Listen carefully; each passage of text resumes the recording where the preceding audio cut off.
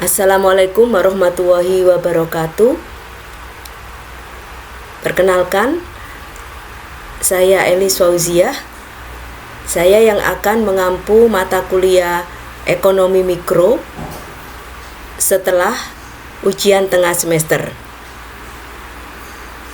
Untuk 7 kali pertemuan ke depan, kita akan membahas tentang 2 teori besar dalam mata kuliah Ekonomi Mikro. Yang pertama adalah teori produksi dan yang kedua adalah teori biaya. Nah, untuk kesempatan kali ini kita akan membahas tentang teori ekonomi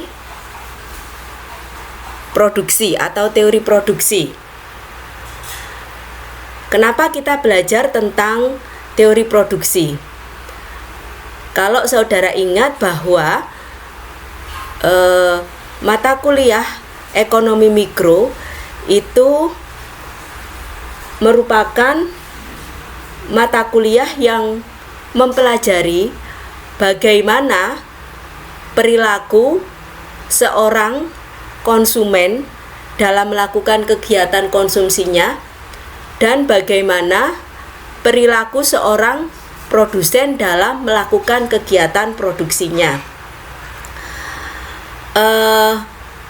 Dari sisi produsen, maka mata kuliah ekonomi mikro ini akan mempelajari bagaimana seorang produsen itu dapat memaksimalkan keuntungan yang dia dapatkan dengan keterbatasan-keterbatasan yang dia miliki. Baik seorang produsen maupun seorang konsumen dalam melakukan aktivitasnya itu memiliki keterbatasan. Bagi seorang produsen, keterbatasan yang dimiliki meliputi keterbatasan kepemilikan sumber daya. Misalnya, dia memiliki keterbatasan dalam hal modal, dia memiliki keterbatasan dalam hal penggunaan tenaga kerja dan lain sebagainya. Oleh karena itu, untuk mempelajari bagaimana perilaku seorang produsen dalam melakukan kegiatan produksinya, maka kita harus mengenal beberapa konsep dasar dalam teori produksi. Nah, kita bicara dulu tentang kegiatan produksi. Sebenarnya apa sih yang dimaksud dengan kegiatan produksi itu? Kalau saudara misalnya membuat roti, maka apa yang saudara lakukan itu dikategorikan sebagai kegiatan produksi. Kalau saya mengajar seperti saat ini, maka apa yang saya lakukan itu juga merupakan bagian dari kegiatan produksi. Nah, sebenarnya apa kegiatan produksi itu? Nah, kalau kita menilik dari definisinya, maka produksi itu adalah atau produksi itu dapat didefinisikan sebagai satu kegiatan yang mengubah input menjadi output. Jadi intinya dalam kegiatan produksi itu akan dibutuhkan adanya input untuk menghasilkan output.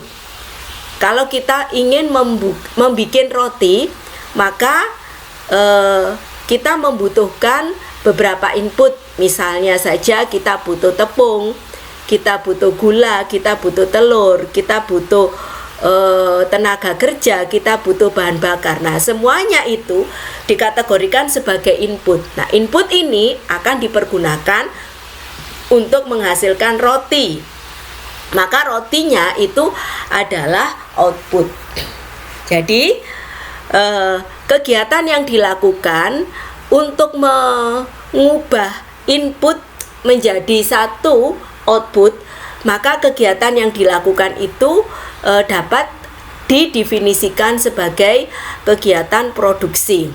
Jadi dalam kegiatan produksi itu ada dua hal penting yang harus kita pahami, yaitu yang pertama adalah input atau biasa disebut dengan masukan, atau biasa juga disebut dengan faktor-faktor produksi. Kemudian yang kedua, output. Output itu adalah hasil yang didapatkan dari kegiatan produksi itu. Maka secara garis besar, input dalam kegiatan produksi itu bisa meliputi bahan baku, kemudian bisa juga bahan bakar, tenaga kerja, peralatan, modal, tanah, gedung, bangunan, dan lain sebagainya. Sedangkan output itu adalah barang atau jasa yang dihasilkan dalam proses kegiatan produksi itu. Nah, ini bisa berupa barang. Jadi artinya barang yang bisa langsung dikonsumsi oleh konsumen atau barang setengah jadi. Jadi barang ini tidak dapat langsung dikonsumsi oleh konsumen, tetapi harus diolah kembali. Contohnya misalnya kalau barang setengah jadi itu dari gandum menjadi tepung. Nah, itu juga melakukan dari gandum menjadi tepung, itu juga dikategorikan sebagai kegiatan produksi. Namun barang yang dihasilkan adalah barang yang bersifat setengah jadi, karena tepung ini menjadi bahan baku untuk pembuatan produk yang lain. Nah, kegiatan mengubah tepung menjadi roti, maka itu juga dikategorikan sebagai kegiatan produksi. Kemudian, nah, di dalam teori ekonomi itu kegiatan produksi itu seringkali diistilahkan dengan nama fungsi produksi. Jadi fungsi produksi, apa itu fungsi produksi? Fungsi produksi itu merupakan jumlah maksimum output yang dapat dihasilkan dengan pemakaian sejumlah input tertentu dengan menggunakan teknologi tertentu.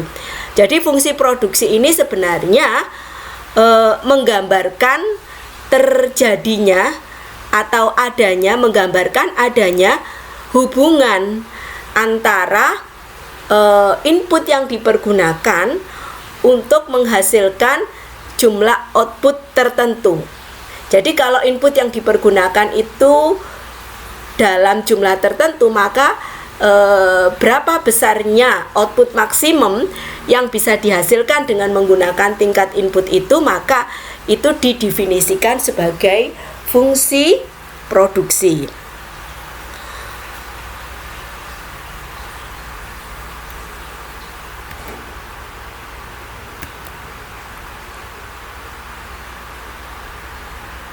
Nah, dengan demikian, kalau kita melihat proses produksi itu, maka akan ada keterkaitan antara input, kemudian teknologi yang dipergunakan, dan output.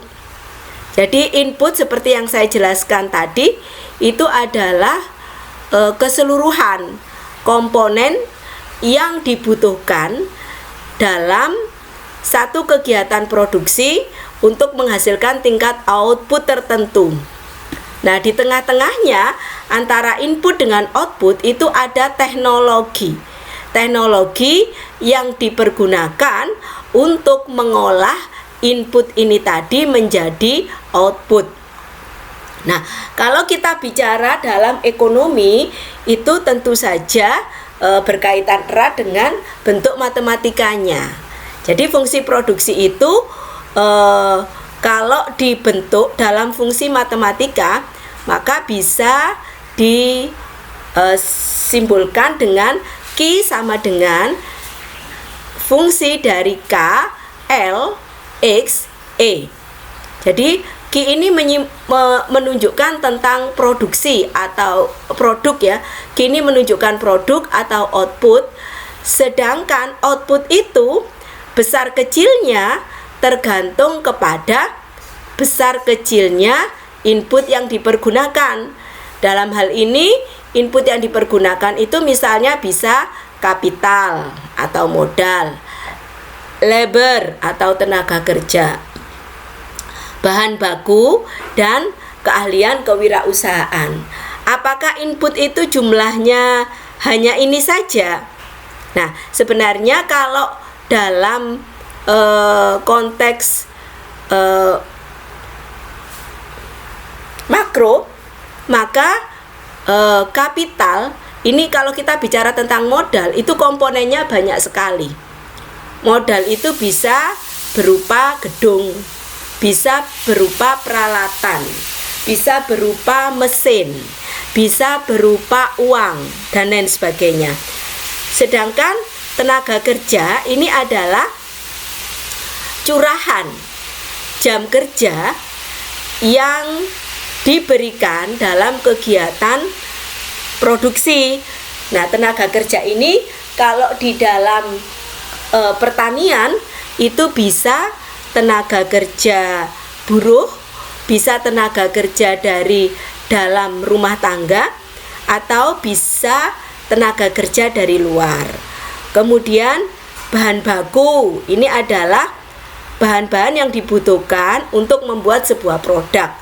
Kemudian keahlian kewirausahaan ini juga menjadi penentu dari jumlah produksi yang bisa dihasilkan. Nah, ini adalah pernyataan matematika dari fungsi produksi.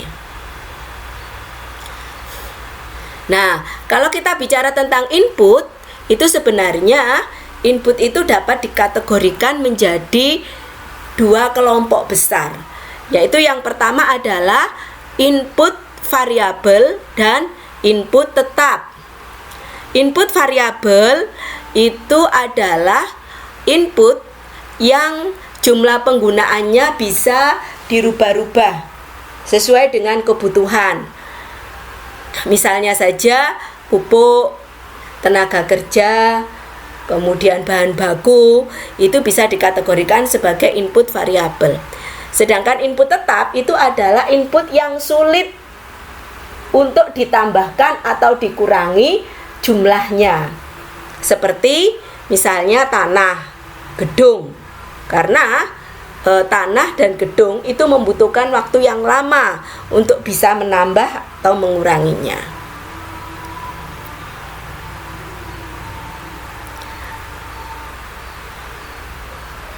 Nah, untuk selanjutnya kita akan bicara tentang kegiatan produksi yang menggunakan satu input variabel.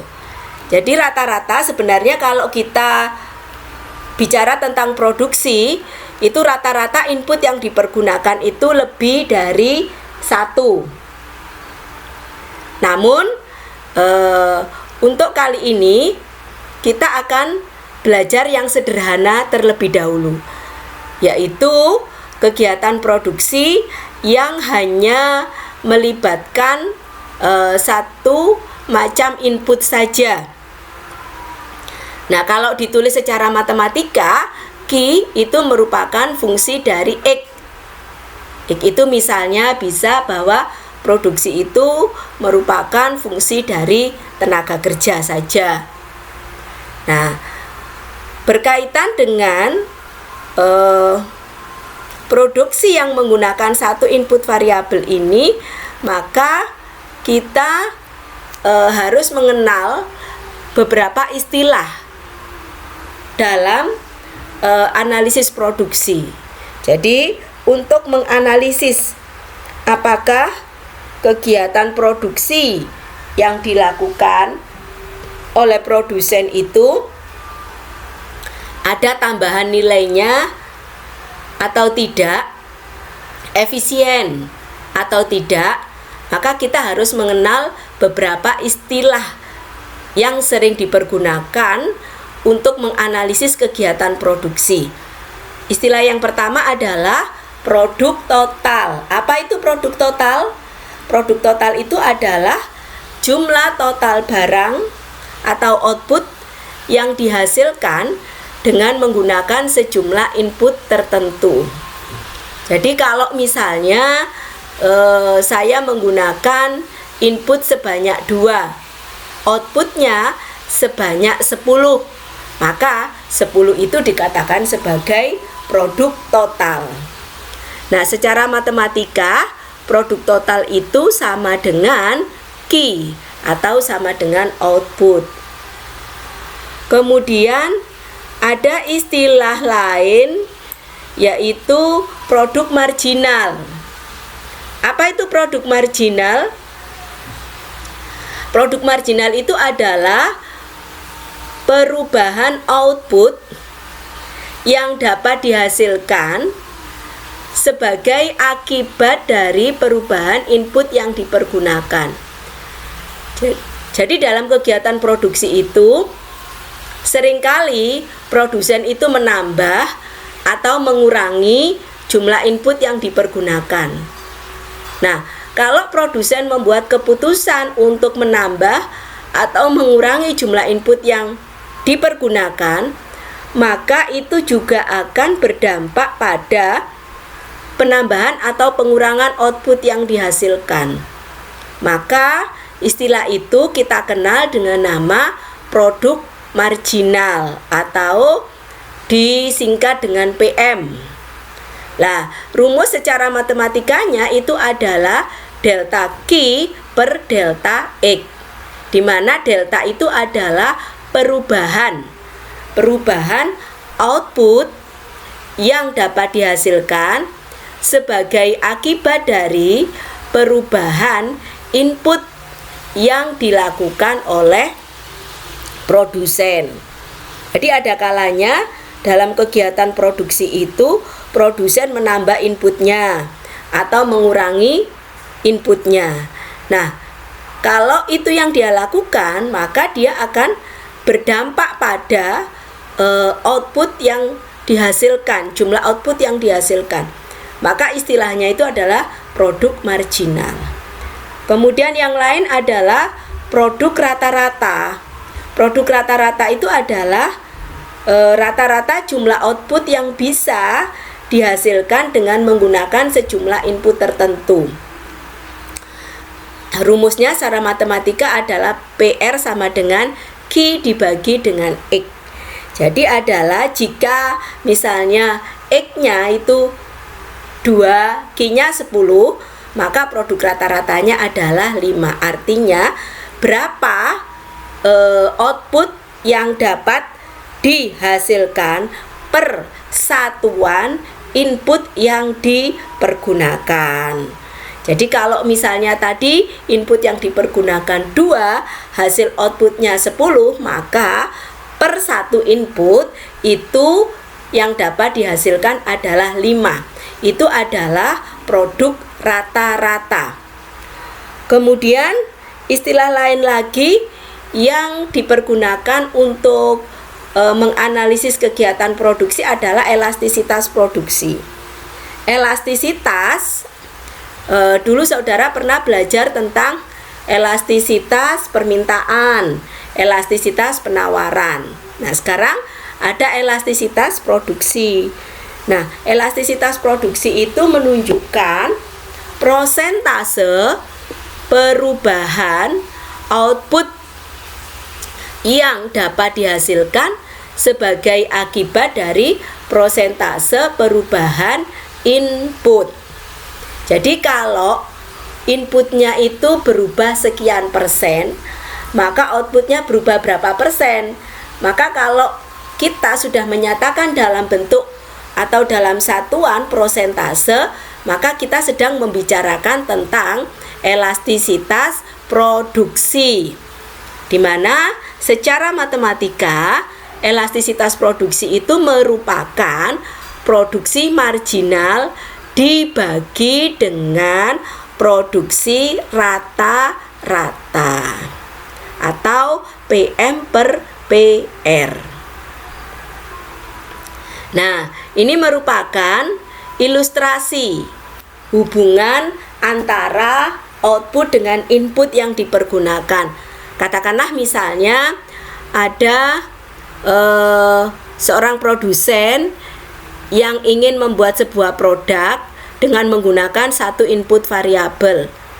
Jika dia tidak menggunakan input, maka tidak ada produk yang dihasilkan. Jika dia menggunakan satu unit input variabel, maka output yang dihasilkan sebesar 5. Kemudian seorang produsen itu menambah lagi penggunaan inputnya dari 1 menjadi 2. Ketika dia menambahkan sebanyak 1 input, maka terjadi peningkatan jumlah output dari 5 menjadi 18. Kemudian ketika input yang dipergunakan sebanyak 3, output yang dihasilkan sebanyak 30. Begitu seterusnya sampai dengan ketika input yang dipergunakan sebesar 9, jumlah output yang mampu dihasilkan sebesar 45. Nah, kalau saudara perhatikan di sini bahwa tambahan input yang sama itu ternyata menyebabkan tambahan output yang besarnya tidak sama. Nah, kita bisa melihat nih, untuk ini kita bisa menghitung produksi marginal dan produk rata-ratanya. Produk marginalnya itu adalah selisih. Jadi kita hitung dulu, ini deltanya, delta 1 dikurangi 0, 1. Kemudian 5 dikurangi 0, 5. Produk marginalnya adalah delta Q dibagi dengan delta 1. Jadi ini kurangi ini dibagi dengan ini dikurangi ini. Nilainya adalah 5. Sedangkan produk rata-rata itu hanya kita membagi Q dibagi dengan R, 1 sama dengan 5. Nah, ternyata tambahan output sebagai akibat dari tambahan input itu memiliki tidak selalu sama. Jadi ada kalanya justru tambahan input itu menyebabkan tambahan outputnya itu tidak bertambah, justru stagnan atau menurun. Jadi ini bisa dilihat dari input, penggunaan input 7, 8, dan 9. Nah, ketika produsen itu menggunakan input sebanyak 8, jumlah output yang dihasilkan sama dengan ketika dia menggunakan input sebanyak 7. Nah, ketika inputnya ditingkatkan lagi dari 8 ke 9, justru outputnya itu mengalami penurunan dari 49 menjadi 45.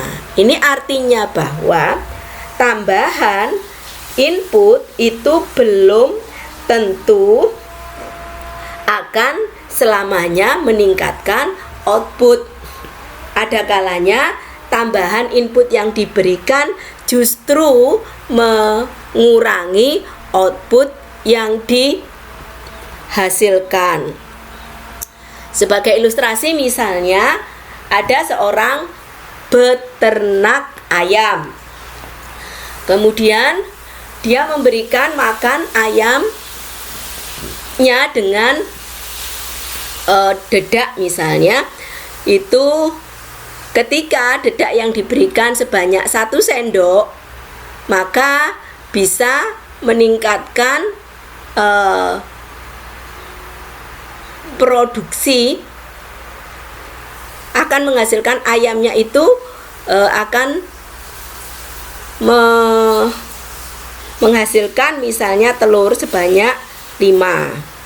Kemudian ketika ditambah, makannya ditambah 2 sendok dedak misalnya, maka jumlah telur yang dihasilkan 18. Nah, semakin banyak jumlah dedak yang diberikan, maka tambahannya itu, tambahan telurnya yang dihasilkan itu semakin menurun, bahkan bisa mengalami penurunan, produksinya bisa mengalami penurunan. Hal ini terjadi karena ada batasan kapasitas produksi dalam tubuh ayam itu. Jadi kalau kita makan terus-menerus, itu mungkin awal-awalnya tambahan yang pertama itu justru menyehatkan, tetapi semakin banyak yang dikonsumsi itu akan menimbulkan sakit dan seterusnya. Dan fenomena itu menyebabkan produksi marginal itu tidak selalu bersifat positif. Dia bisa positif meningkat, bisa positif menurun, bisa tidak bertambah, bahkan bisa mengalami penurunan. Nah, apabila kita membuat grafik dari tabel tersebut di atas, maka kita dapat menemukan fungsi produksinya seperti ini. Jadi ini adalah gambaran tentang total produksi yang dihasilkan oleh produsen tadi. Jadi misalnya kalau dia menggunakan inputnya 2, produknya 18. Kalau dia menggunakan inputnya 4, produknya 40. Kalau dia menggunakan inputnya 8, produknya 49. Nah, kemudian yang ada di bawah ini itu adalah grafik dari marginal produk dan produk rata-rata. APL itu average product, MPL itu adalah marginal product. Itu sama saja. Nah, kalau kita lihat bahwa marginal product itu memiliki kurva yang pada awalnya mengalami peningkatan. Setelah itu, marginal product itu kurvanya akan mengalami penurunan. Begitu juga pada produk rata-rata. Produk rata-rata itu awalnya dia akan mengalami peningkatan, tapi dia akan kemudian dia mencapai puncak dan akan mengalami penurunan. Jadi antara MPL, APL, TP itu sebenarnya karakteristiknya hampir sama. Pada awalnya ada peningkatan, kemudian ada masa puncak atau titik maksimum. Setelah titik maksimum pasti akan mengalami penurunan. Nah, kalau kita lihat di sini, ini sebenarnya untuk fungsi produksi ini, atau fungsi produksi ini biasa dikenal dengan nama fungsi produksi neoklasik ya. Ini dibagi menjadi 3 daerah, daerah 1, daerah 2, dan daerah 3. Nah, di daerah 1 itu ada karakteristiknya. Begitu juga daerah 2 dan daerah 3. Coba akan kita lihat apa saja karakteristik masing-masing daerah tersebut. Nah, untuk daerah 1, karakteristiknya adalah produksi marginal itu selalu lebih besar dari produksi rata-rata. Jadi kalau saudara lihat di sini, ini adalah produksi marginal. Ini adalah produksi rata-rata. Nah, pada daerah 1 posisi produksi rata-rata itu di bawah produksi marginal. Nah, kalau dia berada di bawah produksi marginal, maka elastisitas produksinya itu akan lebih besar dari 1. Artinya apa? Jika prosentase input ditambahkan sebesar 1%, maka outputnya itu akan bertambah lebih besar dari 1%. Artinya pada daerah ini seorang produsen itu memiliki kesempatan untuk meningkatkan penggunaan jumlah input. Nah, kenapa? Karena kalau inputnya itu ditambah, maka outputnya itu akan bertambah dengan tambahan yang lebih besar dari tambahan inputnya. Sehingga kalau di daerah ini produsen tidak melakukan penambahan input, maka produsen itu dikatakan sebagai produsen yang tidak irasional, tidak rasional. Makanya daerah ini juga dikenal dengan sebutan daerah irasional. Kemudian yang kedua, daerah yang kedua yaitu daerah yang kedua ini ya. Kalau saudara lihat pada daerah yang kedua, produksi rata-rata itu lebih tinggi daripada produksi marginal. Karena produksi rata-rata lebih tinggi daripada produksi marginal, maka elastisitasnya itu antara 0, lebih besar daripada 0 dan lebih kecil dari 1. Artinya adalah jika input itu ditambah, maka outputnya itu juga akan bertambah, tapi tambahannya prosentasenya lebih kecil daripada prosentase tambahan inputnya. Oleh karena itu di daerah ini seorang produsen itu harus hati-hati untuk membuat keputusan berapa jumlah input yang layak untuk dipergunakan, untuk ditambah, itu harus dihitung benar-benar. Oleh karena itu daerahnya itu disebut dengan daerah rasional. Harus berpikir secara rasional untuk membuat keputusan berapa tambahan input yang akan diberikan supaya dia tidak rugi. Kemudian di daerah yang ketiga yaitu daerah ini saudara lihat daerah yang ketiga itu marginal produk itu sudah bernilai negatif, sementara average produknya positif.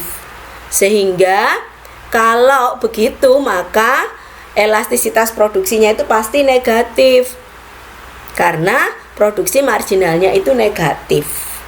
Nah, kalau di daerah sini produsen terus menambahkan inputnya, maka produsen itu dikategorikan sebagai produsen yang tidak irasional. Kenapa tidak irasional? Karena kalau input terus ditambah, outputnya itu justru akan turun. Kalau dia melakukan itu, maka dia dikategorikan sebagai produsen yang tidak rasional.